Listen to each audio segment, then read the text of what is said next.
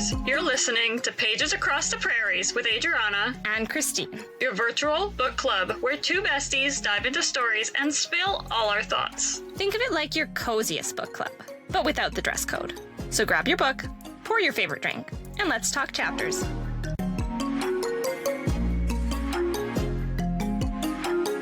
We wanted to welcome everybody to our virtual book club. This is our first gathering, I guess, virtual gathering. And today we are here to discuss When We Lost Our Heads by Heather O'Neill. Yeah, that one. I listened to it on audio, so I don't have a hard copy here. I also listened to it on audio, but also flipped through it a few times, reread a few parts of it. And I think I really wish I'd read it in paper copy. I think I missed a lot because I didn't read it in paper copy. But because of the voices from audio, I could hear the narrator read it to me while I was reading the book.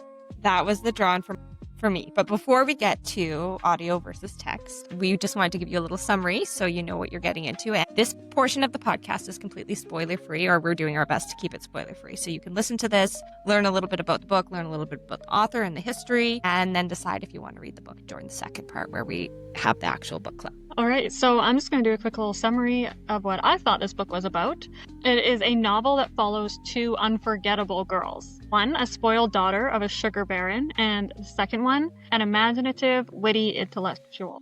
It is a friendship that is a triangle of burning love, vicious rivalry, and danger. And this book is set in the 1880s in Montreal, and Montreal becomes a character itself, divided by wealth, poverty, desire, gender roles, electric energy, and destructive consequences. When We Lost Our Head explores class struggles, politics, female rage, love, and the revolution. You may fall in love with some of the characters, I know I did, or grow to despise them. Also same. I can't wait to hear what you think. Okay, I think that's fantastic. I think that covers it pretty much. That does a really good overall view of the book. Thank you. I thought really hard about how to explain this book. Yeah, it's the genre it's in is, I think, historical fiction is the one it primarily falls into. Yeah. Yeah. And there's a lot of history. So much. Like, I had to do, actually, I don't usually do this, but I had to research some parts of the book. Did you? The first for me. Okay. Do we want to go to that, or do we want to jump back to the audio versus text? Let's talk about how we listen to the book or how we obtain the book. Yeah. So for me, I just did an audio the whole way through, and I loved it. I think that's the best voice actor I've ever heard. She embodied the characters so well. 100%.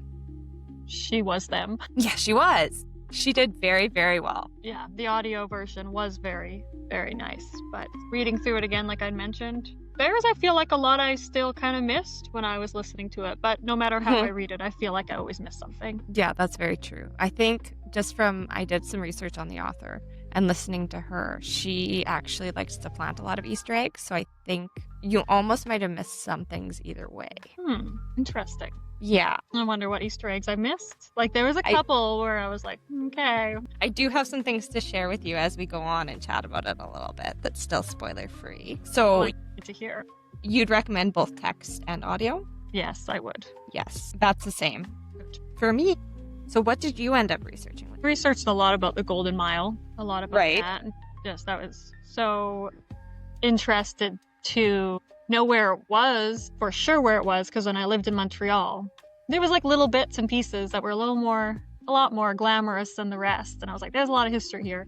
And then it connected all my dots when I researched about the Golden Mile. And I was like, oh yeah, okay, this was where the Golden Mile. Okay. That was really fascinating. Because you were in Montreal for a bit, right? Yeah, just for one winter, like a few months. Not that long, but I walked a lot. And I haven't been there at all, but you were talking about, there was one passage where you mentioned, oh, I wonder if it was here, right? Yeah, there was one passage that I think took place around the Mount of Montreal. Okay. And so once you researched it, it was easier to picture, or it confirmed your views? Okay, so I've got to go back. It's actually called Mount Royal. There's a lot of places in my head that are called the Mount, but Mount Royal is a little mountain in Montreal, and with some of the passages that took place in this book, when they talk about a little mountain, then I'm just like, that's the mountain. This is it. Those are the bushes. That would have made it so much more vivid. So I could picture where people might have been running or be around the hill and connect all those dots. So from listening to the author, what she mentioned was in world building, and I do think that this book was very much like a lot of historical Montreal and research went into it. And I do think that a lot of the landscape is true to what Montreal is, because I know that the houses, like she actually went and scoped out houses for where the characters live. She did. And the Golden Mile, in which she speaks of in the book, there is actually a Golden Square Mile in Montreal. I tried to get somebody on here to talk about it. I thought that would be really cool. I wasn't able to get that, but I did get some book recommends on the Golden Mile. And then there's the Squalid Mile, which is the opposite. The Golden Mile is like the rich, uppity neighborhood, and then the Squalid Mile is the more industrial section. And so she mentioned that she had created, it's more based off the port area. And she said in world building, when she was trying to figure out the landscape, I think there was one time where she'd taken a misstep or something. And she was like, okay, well, we have to pick up this town and just move it so that it all worked out. So I do think that if you're familiar with Montreal, that this would be really cool to read this book and just see your town a little bit. True. Or your city. I need to see that. I would love to go back to Montreal and be actually like, yes, this is it. And that's it. And this is it. Because, the Golden Mile starts at the base of Mount Royal. And then basically, if the buildings are shimmery and old and glimmery, that was part of the Golden Mile, all in that area. Okay. And did you walk through the Golden Mile then? So I would definitely spent a lot of time walking around that area, but unknowingly a few years ago. Was it beautiful?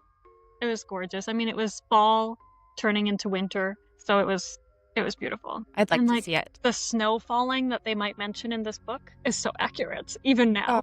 I think it said something like, snow is different in Montreal than anywhere else in the world. That's not quite a full quote, but something. Yeah. And that got me thinking. I remember that line in the book, and I was like, it is something different there. But it's because everything smells so good, and there's so many little cafes with delicious pastries and the coffee, and it's just like, oh, and it's like not that cold compared to what we were used to. But it's like a cold, warmth feeling. Yeah, I never had a huge inspiration to visit Montreal, but now I do. Montreal's beautiful. I would go back. Actually, I felt really safe there too. Oh, really? One of my favorite cities. Even though I can't speak the language that most people use. Right. Yes. I felt very at home in that city. Just a fun little piece of history. I think I probably went off track. I haven't circled back to try and see if there's any truth to this. I think, like this author said, there's a lot of little Easter eggs, so possibly this was part of it. But talking about the Golden Mile and how there were a lot of aristocrats. Cats is the movie. That's what I was thinking.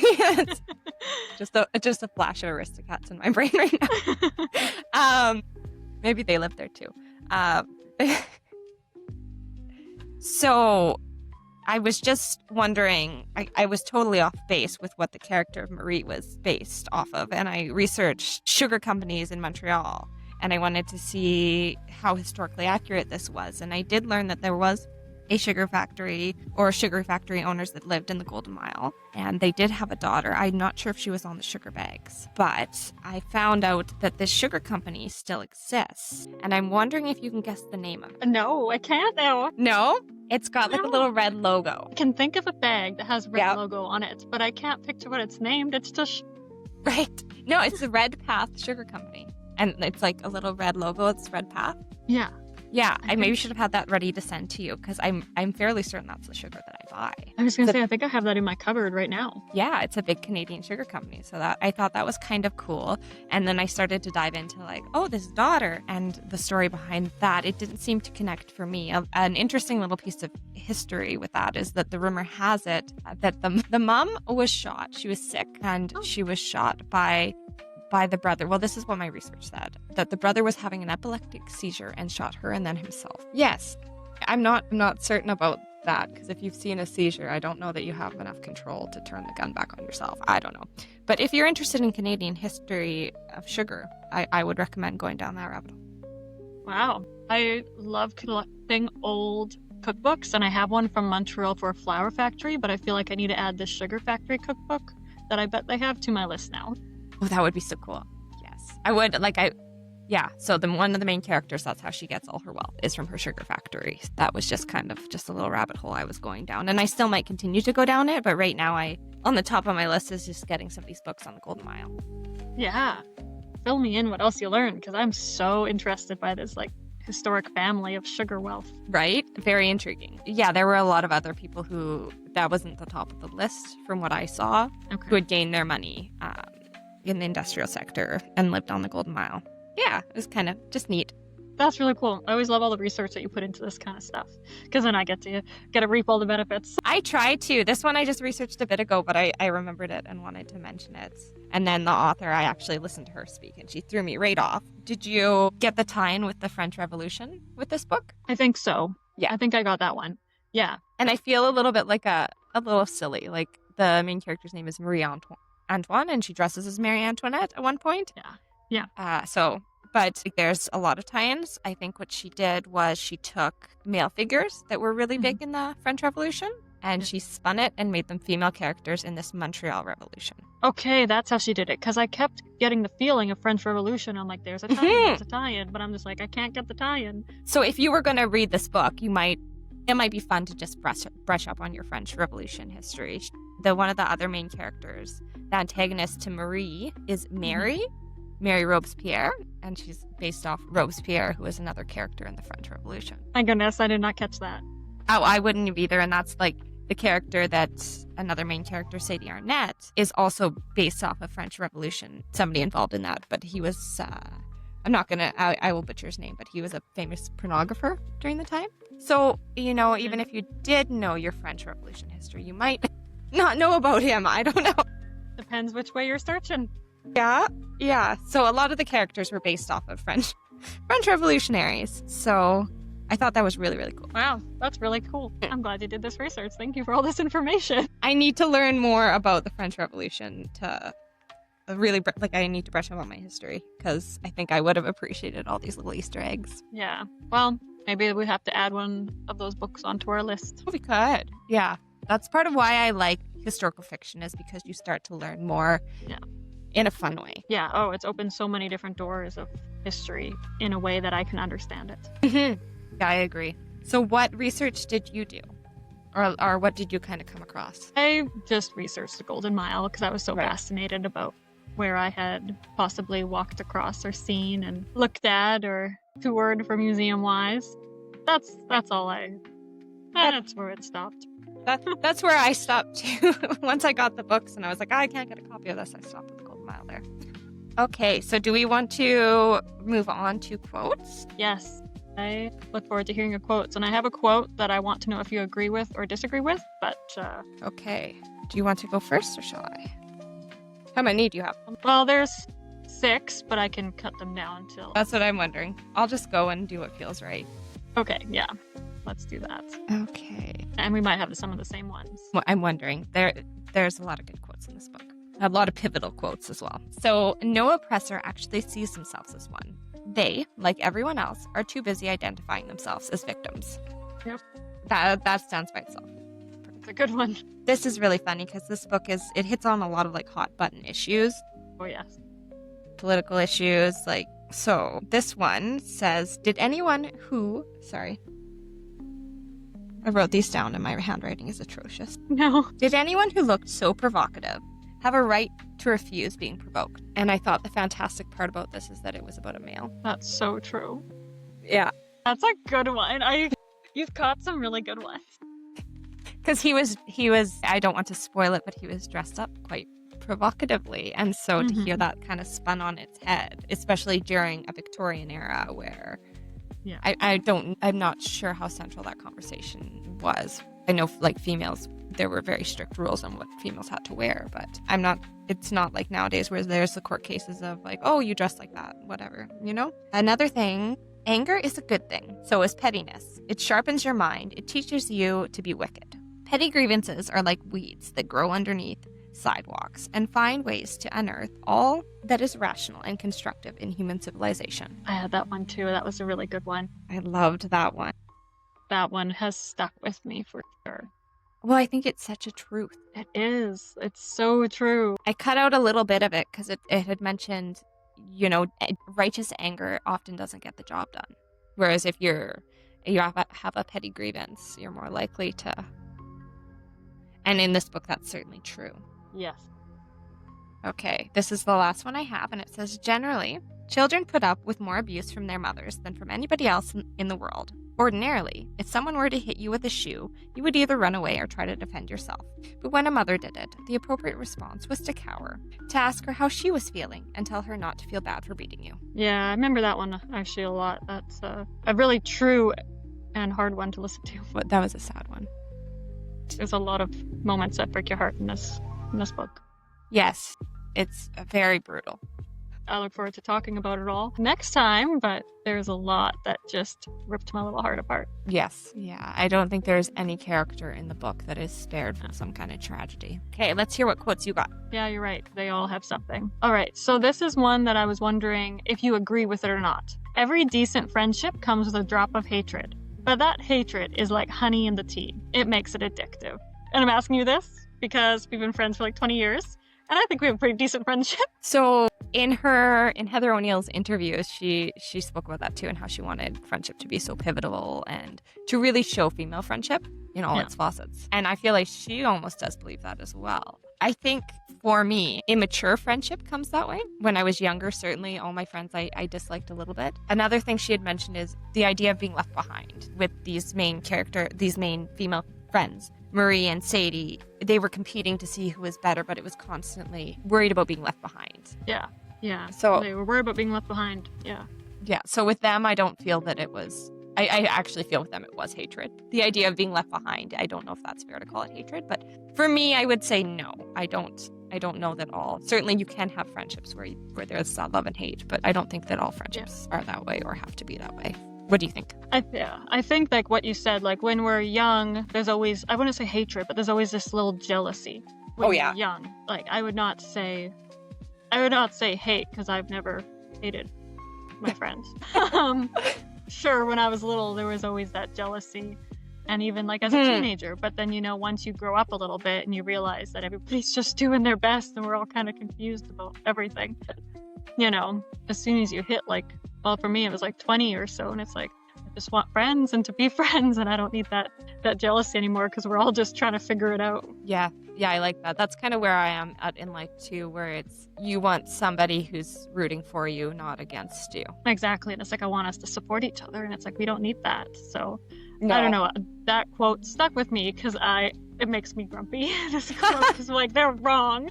What if I've been like, yeah, I absolutely do agree. And I'd be like, well, please tell me more, because I feel like we have some work. You have some growth. It's like, let me clear the air then.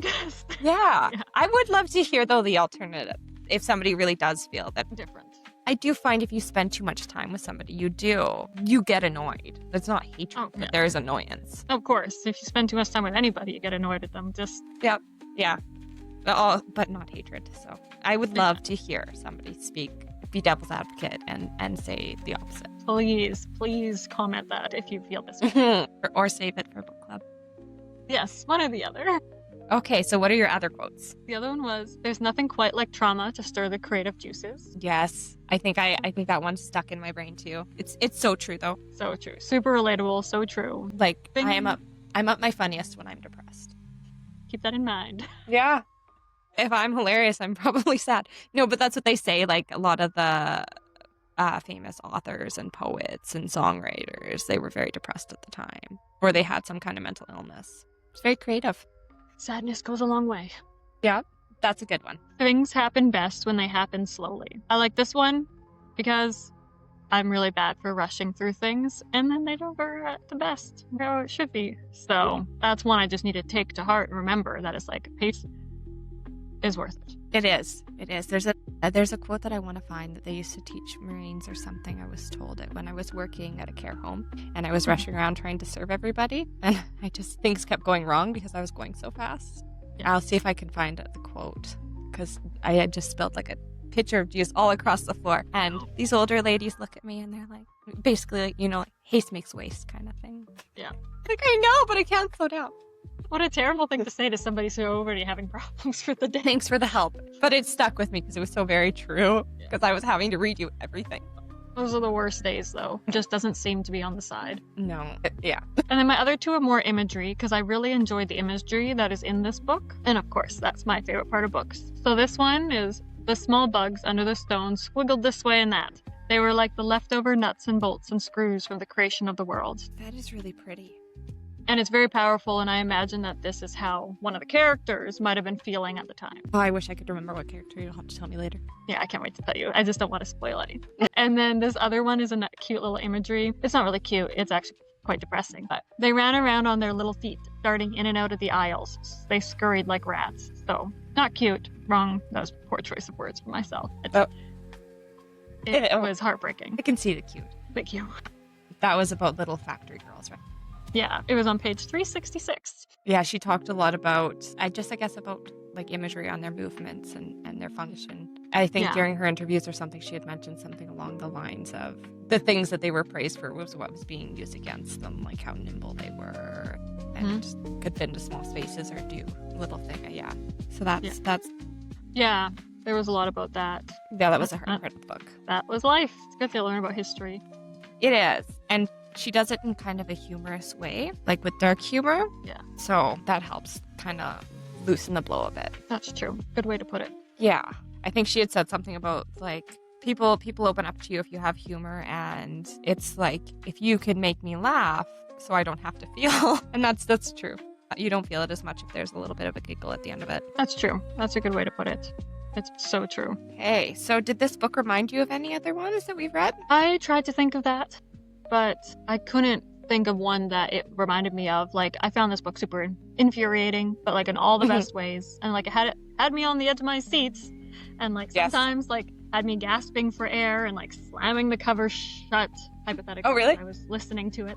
But then just to pick it back up again, just to get back on the other side of the horrible thing that had happened. But it's like something I've read, but I can't place what it is, or I've made that up in my mind. How about you? Just My Year of Rest and Relaxation by Ortessa Mortief. Is that how you say it?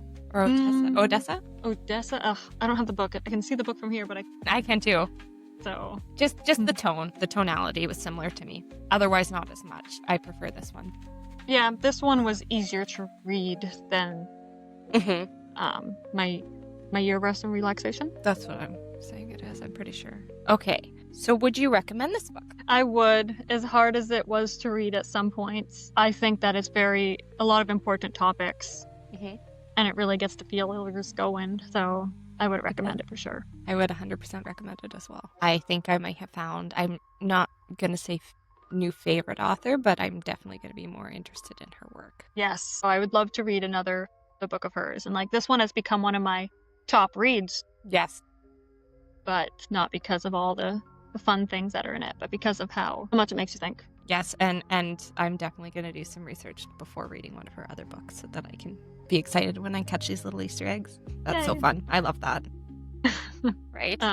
What would you rate it? Okay, so I do notice on media, people who talk about books a lot rate out of 5 stars. We traditionally rate out of 10. Do you want to stay there or move to 5? I like our 10 ratings. I like 10 too. I'm not giving somebody a 2. No way. No, I like 10s.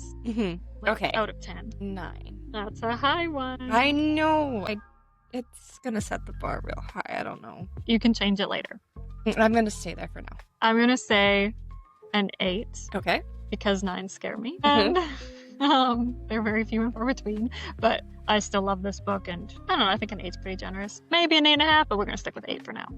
For me, I was just thinking about the other books I've rated 8. And I cannot give an author who I feel has done diligent research. Yeah, well, sorry, that's going to be a lie. That's going to bite me in the foot later. I liked her research. I liked her stories. She's getting an 9. That's perfect. Yeah, I mean, there are a lot of, in my mind, some different ways the book could have flowed or highlighted other things, but what would have got the other 2 points for you? Well, I haven't given anybody a 10, and who am I to judge, but you know? And a 9, there was just some horrible things that happened in the book that just hurt my soul too much. And there was one point that just made me so mad, and it's probably a pretty petty thing that makes me mad, but it just made me so mad that I was like, that could have been left out. Now I just hate this person because of this one thing. What I think? It's close to the beginning of the book. Okay, so no. The cool thing about this book is it starts out with them as 12-year-olds. Like there's a huge theme of 12 years old being a pivotal age in this book. And it is, I think, in real life. It's such a huge point. And you know, like with how she followed them growing up, that could raise it to an 8.5, because I love books that follow people's growing. I thought that was really cool too, and it gives you a whole perspective. Yeah, of the characters. that's just it. You get to know them and their lives completely. Unfortunately, I do think it makes you more sympathetic, as she, multiple times during her interviews on this book, she called them, let's see, ambitious lunatics, little psychopaths. Say so. Yeah. So you get more sympathetic when you know somebody's backstory. It's true, when you can kind of see how they grew up and what formed them kind of in who they are now. Oh, I'm so excited to hear about your favorite character next time. Well, I know, I wish I could talk about it now, but we'll wait. No spoilers. Spoiler-free zone. So, do you have your copy of the book? Yes. So the front is just a picture of somebody's head. And I kind of heard just part of a quote. It sounded like when you open the book up, it's like looking inside of their head.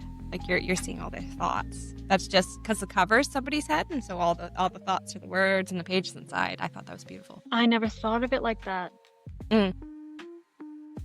That's so true. There you go. Yeah. That's what's inside her head. So cool. Were you able to find, I didn't really look for a playlist for this book or any other? I looked for a playlist. I couldn't find one.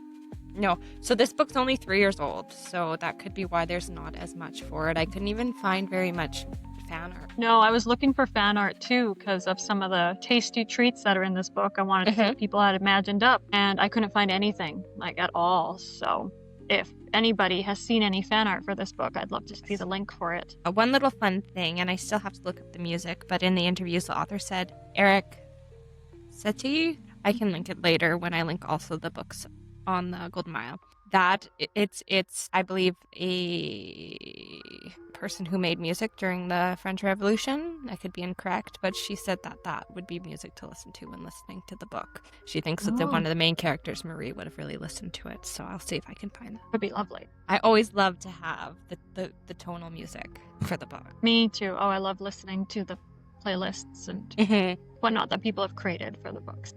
Yes. And sometimes it's so spot on. Yeah. I was like, wow, they nailed it. Okay, do we have anything else that we want to talk about with this book that's spoiler free? Everything else is spoilers. Yeah, I have so many for you. There's so many. Oh my goodness. Yeah. But we'll get there. Yeah, so I really want to encourage you, if dark humor, historical fiction, if that's your thing, I would really recommend reading this book and joining us on our next book club where we actually do a deep dive on the book and discuss the things that actually, we did discuss the things that happened in it, but more in detail. Yeah. I look forward to seeing you there. Yeah.